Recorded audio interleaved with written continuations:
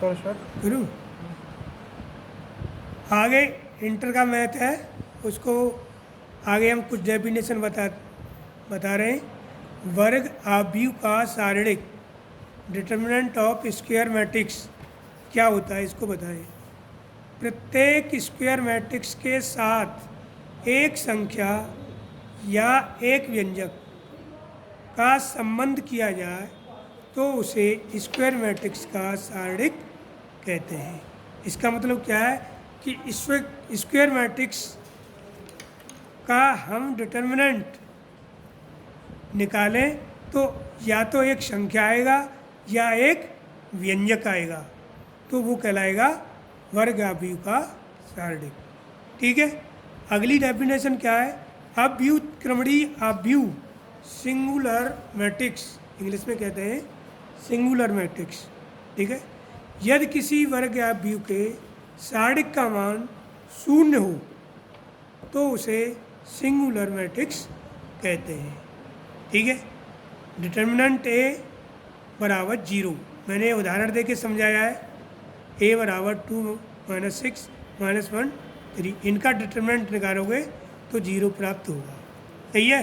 3 दूनी 6, 1 1 जा 1 6 1 6। ठीक है। व्युत्क्रमणीय आव्यूह नॉन सिंगुलर मैट्रिक्स, यदि किसी स्क्वायर मैट्रिक्स के शारीरिक का मान शून्य न हो तो उसे नॉन सिंगुलर मैट्रिक्स कहते हैं। यानी डिटर्मिनेंट उसका 0 के बराबर नहीं आए तो उसे नॉन सिंगुलर मैट्रिक्स कहते हैं। उसका एग्जाम्पल मैंने दिया है, तो उसको समझ लो। अब आता उपाव्यूह सब मैट्रिक्स। ठीक है। सब मैट्रिक्स क्या होती है? किसी मैट्रिक्स की कुछ रो या कुछ कॉलम को छोड़ने से प्राप्त शेष मैट्रिक्स को सब मैट्रिक्स कहते हैं। ठीक है। यानी कोई मैट्रिक्स दे रखी है, उसके कुल को कुछ रो छोड़ दो, कुछ कॉलम छोड़ दो, तो वह सब मैट्रिक्स कहलाएगी। जैसे एग्जाम्पल दिया है, ए बराबर 1 3 - 4 0 2 1 -3 4 -2। एक कुछ सब मैट्रिक्स मैंने बनाए, देखो 3 - 4, तो देखिए मैंने ये 1 0 3 छोड़ा है। ठीक है। और 4 2 छोड़ दिया है, तो बीच का ये कॉलम ले लिया है। इसी तरह से इनमें बना सकते हैं हम। ठीक। और आगे करूँ? इतनी जल्दी हो गया इतना तो ये हो गया, और इसके आगे भी है। ये हो रहा, ये करा दिया? करा है नहीं ये? नहीं, ये बोल दो। बोल दो, चलो तो। मैं तो बुक में से बोलूंगी थोड़ा उपसारण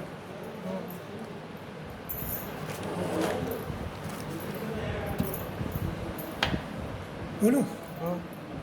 अब आता है आगे डेफिनेशन उपसारणिक सब डिटर्मिनेंट किसी स्क्वायर मैट्रिक्स के किसी अवयव से होकर जाने वाली रो और कॉलम को छोड़ने से प्राप्त शेष स्क्वायर मैट्रिक्स के शारीरिक को सब डिटर्मिनेंट कहते हैं।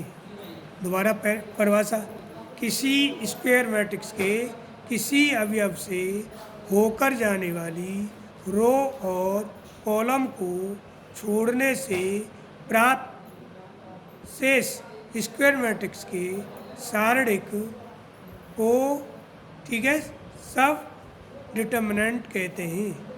इसे एम से व्यक्त करते हैं। देखो इसका मतलब क्या है कि कोई हम मैट्रिक्स का एलिमेंट ले रहे हैं।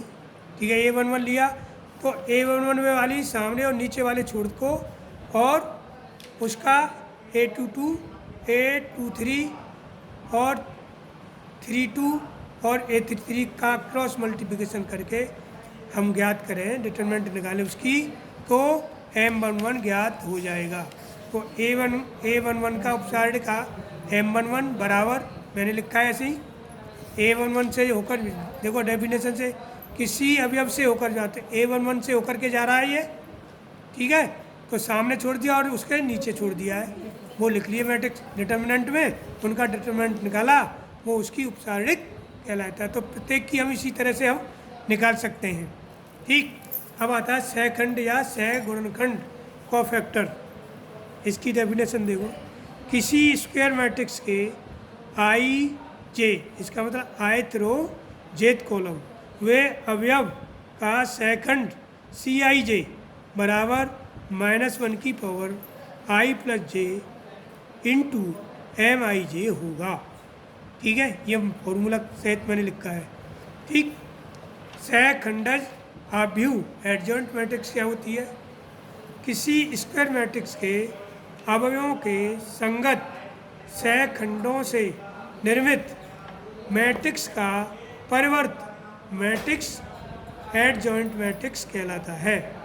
दोबारा परिभाषा, किसी स्क्वायर मैट्रिक्स के अवयवों के संगत खंडों से निर्मित मैट्रिक्स का परिवर्त मैट्रिक्स एडजॉइंट मैट्रिक्स कहलाता है। देखो मैट्रिक्स दे रखी है ये बराबर, और इसका हमने सेकंड निकाला है सी आई जे, तो इसका देखो सी ये निकल के आया। ठीक है, अब एडजॉइंट निकाला है तो सी आई जे वाले का परिवर्त बना दिया हमने, क्या कर दिया? परिवर्त कर दिया, तो वो उसका एडजॉइंट के हाथ हो जाएगा। ठीक है, लो ये तो हो गया।